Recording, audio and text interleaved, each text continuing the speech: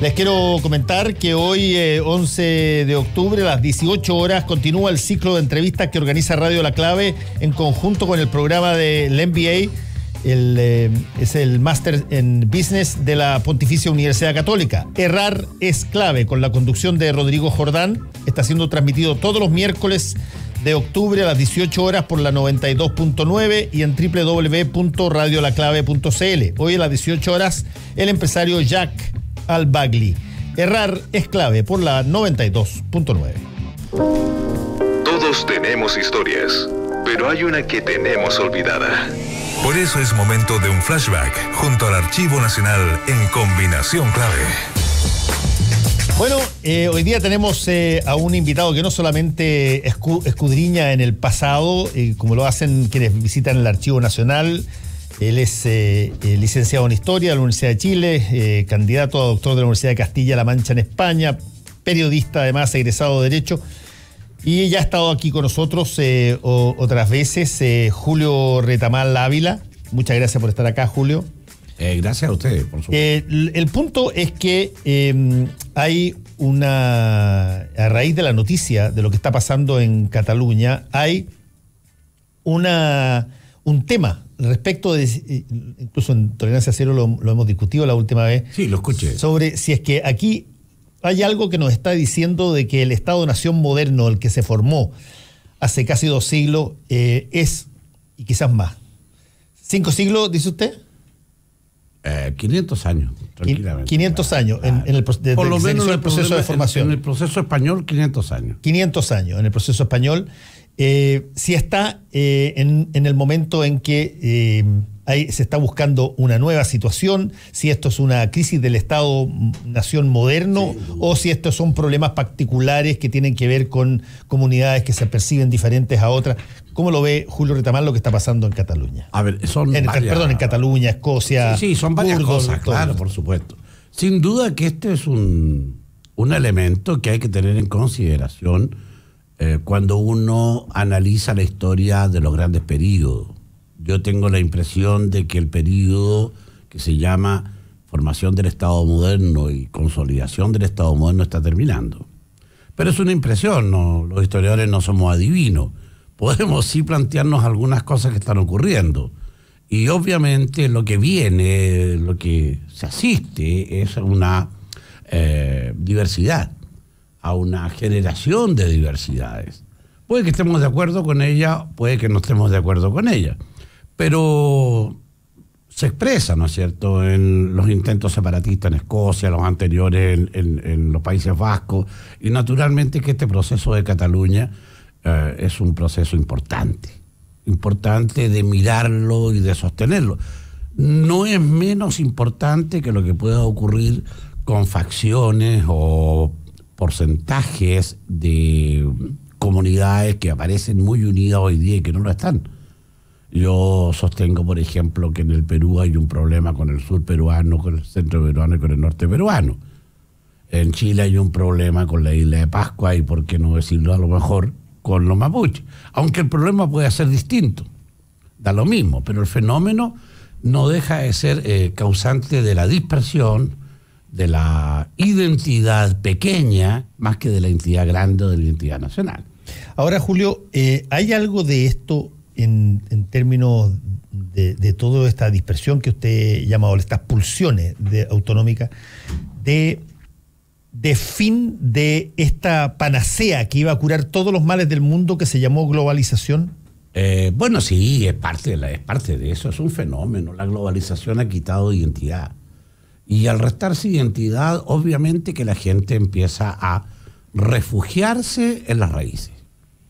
Yo quisiera señalarte, por ejemplo, que hace 500 años atrás, lo decía, ¿no es cierto?, los reyes católicos, o sea, la unión de Isabel y Fernando, consolida una unidad entre Castilla y Aragón, con lo cual la mayor parte de España, o de lo que hoy día llamamos España, está metida en esa monarquía, a la cual hay que agregarle, además, después, con Carlos V, toda una cantidad de pueblos europeos.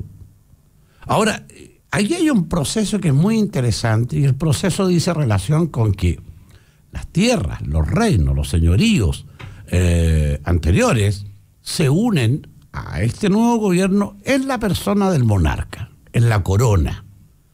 O sea, no son patrimonios de Castilla, son patrimonios del rey de Castilla. Y el rey de Castilla, si uno recuerda o mira o analiza, el tipo se firma, pongamos uno cualquiera, Felipe II, rey de Castilla, de Aragón, y sigue, ¿no? Hasta terminar con el señor de Vizcaya y señor de Molina. Tú no puedes comparar Aragón con Molina. Conde de Barcelona. Conde de Barcelona. Claro. Borbón.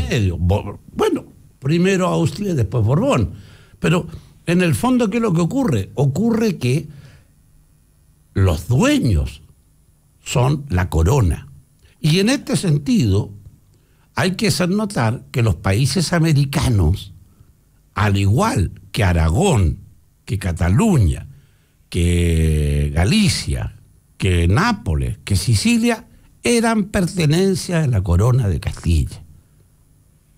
Entonces, cuando ocurre la emancipación, que es una guerra civil, obviamente, y es una guerra civil que además de guerra civil, es una guerra ideológica. Es entre los partidarios del antiguo orden de cosas y del nuevo orden de cosas. Cuando asistimos o estamos en presencia de lo que está ocurriendo en Europa, también uno dice que hay un germen ideológico entre los que son partidarios del nuevo orden de cosas y los que son partidarios de la permanencia. De allí entonces que se planteen los catalanes como república. Ahora es inaceptable en una monarquía que haya una república eterna. No, o sea... Es absolutamente inaceptable. De hecho eso generaba avasallamientos brutales. Por supuesto. Pero estamos en el siglo XXI y en el siglo XXI se permiten una cantidad enorme de cosas sobre la base de tratados, acuerdos y cosas raras. Natural. Andorra es la mitad francesa, la mitad española. Los kurdos están en 5 países. Claro. Pero ¿cuál es la idea de los kurdos? Juntarse. Claro, hacer el Kurdistán. Claro, ¿cuál es la idea de los vascos? Y acaban de tener un referéndum en Irak donde el 90 y tantos % dijo que querías... Por supuesto, eso está muy bien. El problema es cómo lo hacemos en un mundo globalizado donde la economía no te permite eso. Yo soy partidario en este momento, ¿no? Creo yo que los países europeos tienen que unirse.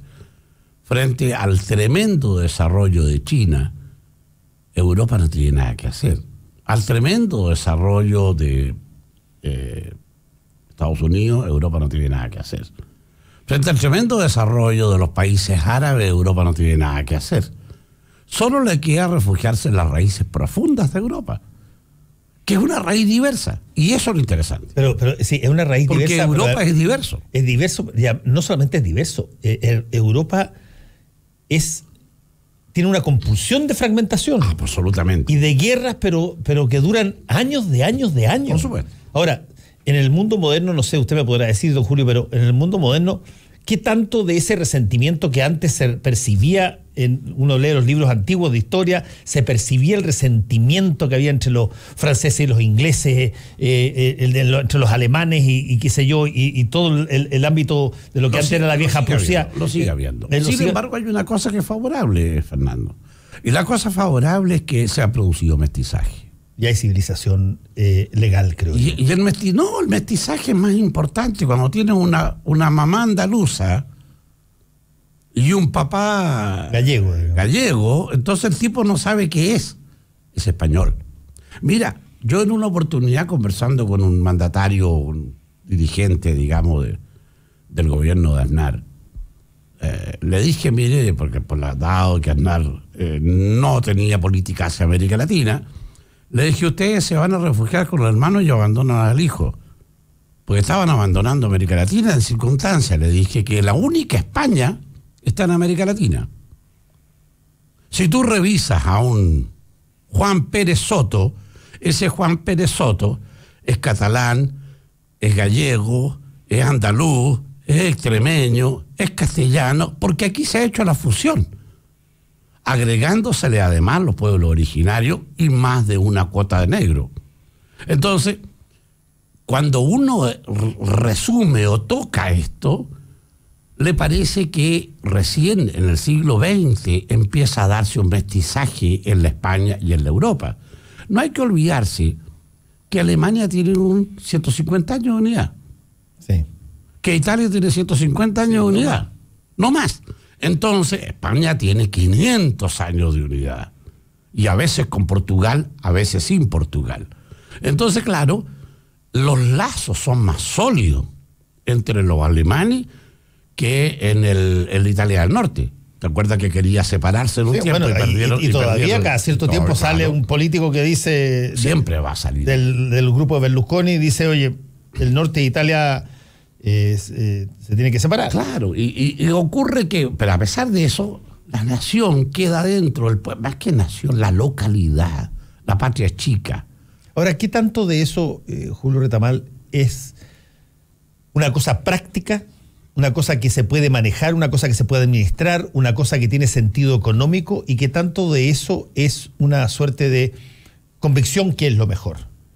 Mira, a ver, la convicción es importante, pero hoy día conversaba en la mañana con un hijo mío, y ese hijo me dijo: papá, las revoluciones se presentan muchas veces cuando hay hambre y el estómago está vacío. Y no deja de tener razón.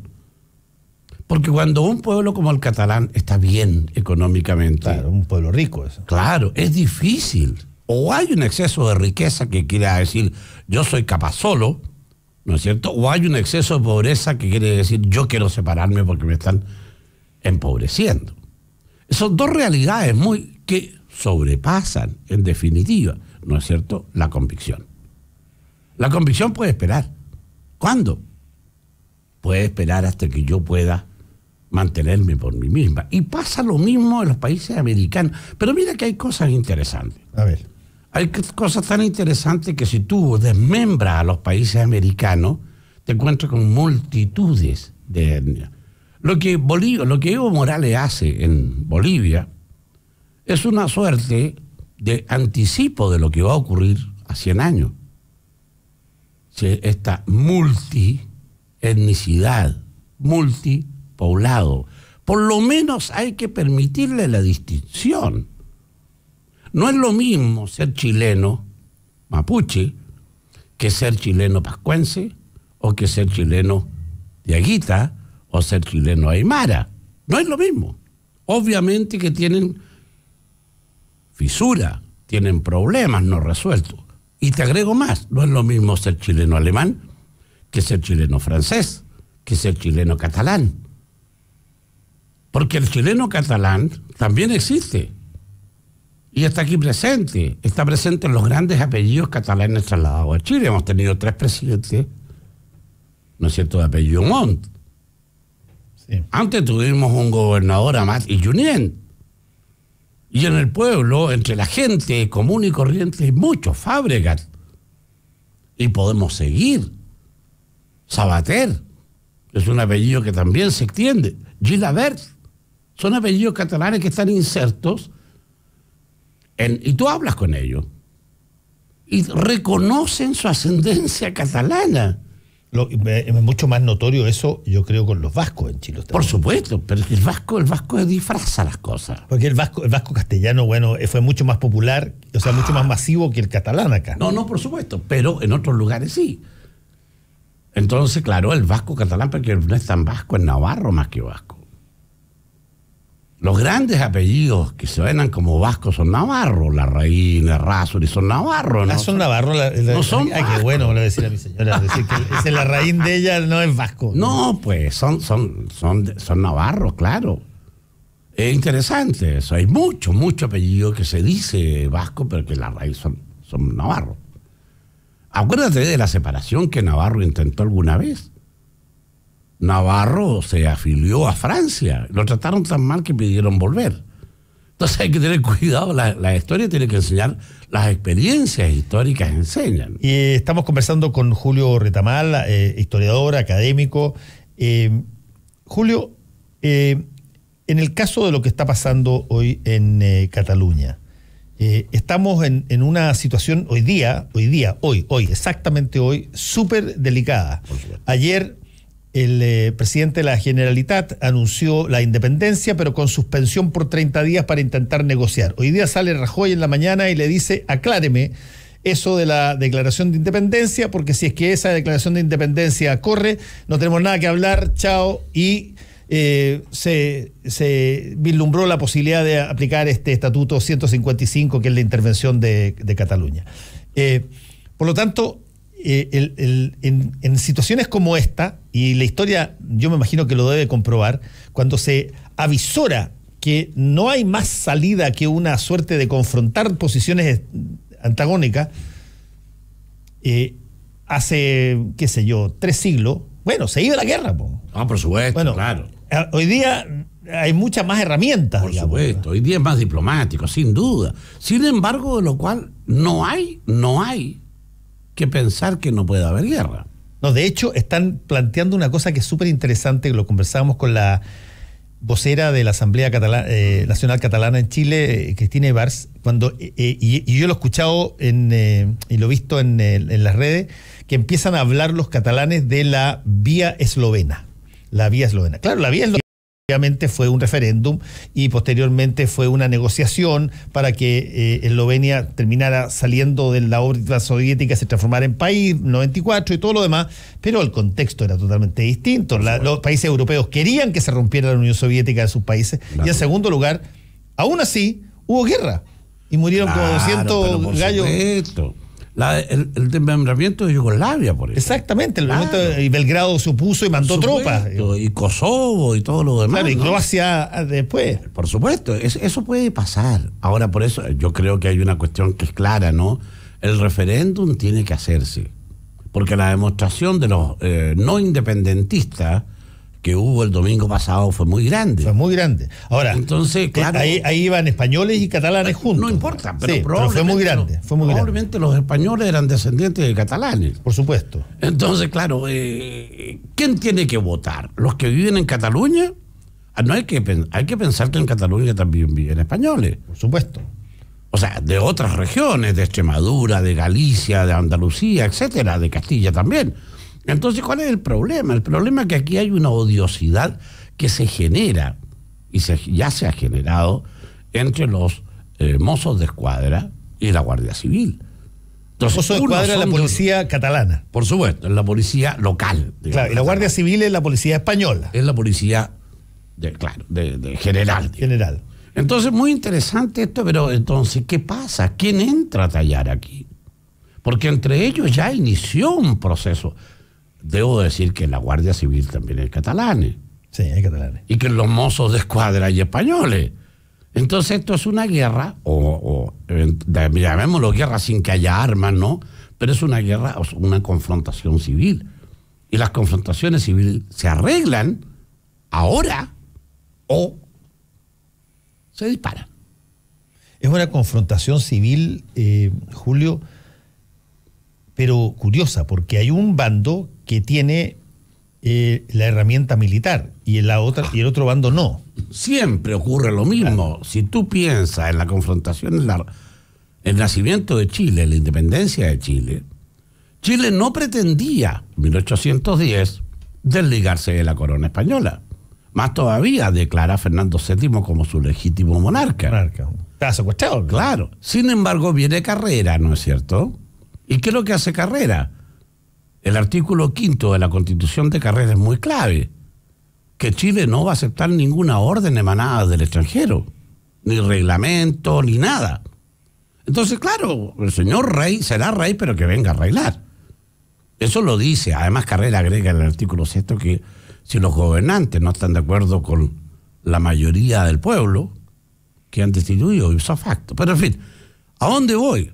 Voy que el ejército de Chile es un ejército real del rey.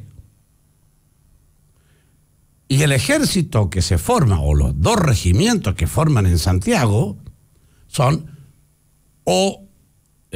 obedientes a la Junta de Gobierno de 1810 y por tanto se pasan a manos de Carrera, o son milicianos, es decir, vecinos en armas. Esos son los milicianos. Sí. Y la guerra es eso. Ahora, claro, en la guerra, en el ejército realista Hay mucha gente que se pasa por las convicciones ideológicas a combatir a favor del cambio y en contra de la permanencia. Te digo, por ejemplo, todos los grandes oficiales que van a ser después nacieron cadete en el ejército que vivía en Concepción, en el ejército de la frontera. Prieto, Bulnes, eran hijos de militares y que eran capitanes. No hay que olvidarse que Bulnes combatió contra su padre, sí, que era un capitán partidario de la monarquía. Tan guerra civil era Chile, tan guerra civil era que el presidente de la primera junta de gobierno, Mateo de Toro Zambrano, es el primer conde de la conquista. Bueno, pregunto yo, ¿saben quién era el ayudante de Mariano Osorio en la batalla de Maipú? El tercer conde de la conquista, Manuel María de Toro Dumont, nieto de don Mateo de Toro Zambrano. ¿Cómo no va a ser guerra civil? No, sí, la cosa es extraordinariamente interesante si uno la coloca en perspectiva. Yo, por ejemplo, estaba pensando en situaciones en otras partes. Por ejemplo, me acuerdo en Estados Unidos, la independencia de Estados Unidos, claro, que llegan por una razón distinta. Los españoles vienen aquí a buscar riqueza, los gringos escapan religiosamente de la iglesia de Inglaterra, se instalan allá. Pero después se establece esta lógica económica que ellos definen en una frase muy, muy breve y muy taxativa, que es lo que se denomina no taxation without representation. No se pagan impuestos si no hay representación política. Exactamente, por supuesto, lógico. Y ese es el slogan sobre la base de la cual se crea el movimiento anti... Claro, y el monotor lo pone sobre el té y sobre los productos. Sobre el té en Boston, claro, y toda la más. Y todo eso. Pero en América Latina pasa lo mismo. Poco antes de 1810 hay una rebelión que es el motín de las alcabalas. Cuando viene un enviado del rey, recorre América Latina pidiendo más recursos. Y cuando le suben el impuesto a las alcabalas, la gente reacciona y se amotinan. Entonces esto tampoco se sabe tan comúnmente. Sí. El problema es que nosotros tenemos una historiografía que se recorre por encima, pero no profundiza. El motín de la alcabala es un motín popular. La gente sale a la calle, bueno, tú me dirás, asusada por supuesto, lógico. Siempre hay. El campesino lucha, no hay que olvidarse que la inmensa mayoría de la gente es campesina, pero ese lucha, porque el patrón le dice, claro que sí, pero si el patrón le dice por algo, es decir, ¿qué le hace el patrón que no le hace el Estado? El patrón le da de comer.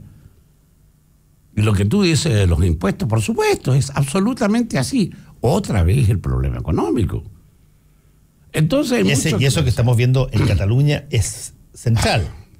Ellos son el responsable del 25% del PIB de España. Del 20% del PIB de España, y tienen la idea de que reciben bastante menos de lo que ellos aportan. Eso, claro, habría que verlo. Habría que verlo si eso es así, porque los aportes vienen disfrazados de montones de cosas. Sin embargo, fíjate que pierden. Supuesto que se independicen, ¿qué pierden? Bueno, el Barça no puede seguir siendo campeón de la Liga Española. Por supuesto. Tendría que tener un campeonato aparte. Claro. ¿Y va a jugar contra quién? ¿Contra el Español de Barcelona? Varias veces en el año. Tarragona, con el Eibar, por favor. Tampoco podría, si es así, no podría seguir compitiendo en la Champions League. No puede.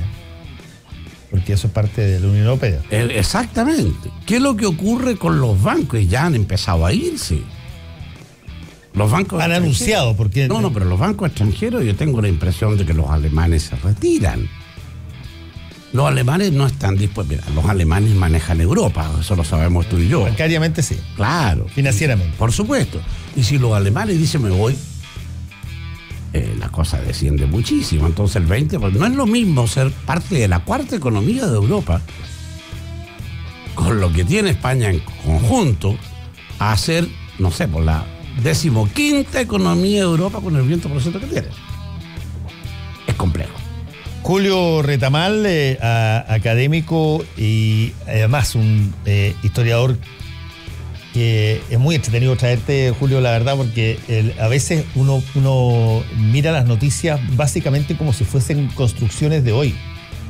Y las cosas que están pasando hoy tienen una historia para atrás, pero salvaje, que uno la sigue súper bien cuando se trata de la familia propia, pero cuando se trata de los países como que pareciera que todo es presente nomás. Y también hay familia. ¿Ya? Y también hay familia. Claro, yo siempre les digo a mis estudiantes, recuerden, pregúntenle a su papá o a sus abuelos, ¿qué les pasó con la Guerra Civil del 91? ¿Qué les pasó en la Guerra de la Emancipación? ¿O qué les pasó con la Guerra del Pacífico? ¿Cuál es el partido que tomaron? Porque uno es víctima o es producto de lo que hicieron los padres. Claro. Si yo estuve con el gobierno militar, los hijos también. Si no estuve con el gobierno militar, los hijos también. Se van transmitiendo generacionalmente. Y a propósito del nombre de Barcelona, hay dos teorías que son interesantísimas. Una es la fundación por parte de la familia Barça, o Barca, ¿no? Habría sido fundada por Amílcar Barca, padre de Aníbal.